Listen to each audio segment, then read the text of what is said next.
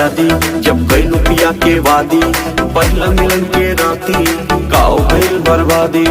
बोला अरे बोला अरे बोला बोला बोला के कमरिया हरियर सड़िया खींचली हले राजा जी।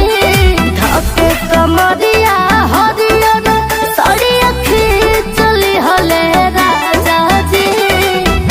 ओही रे जगहिया ताते काटली हले राजा जी।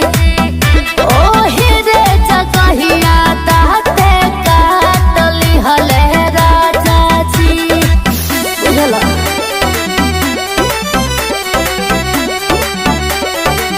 ओहो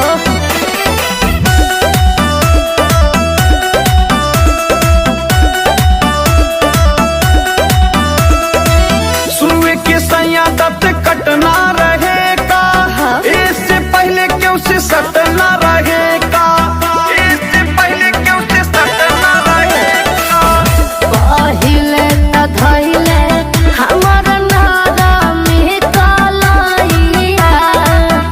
धीरे धीरे लेवे लगल राजा जी बलैया।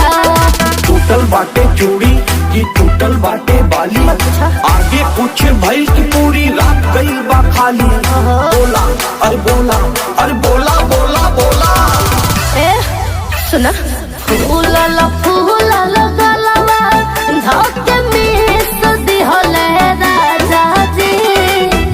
ओही रे जगहिया ताते काटली हले राजा जी। ओही रे जगहिया ताते काटली हले राजा जी।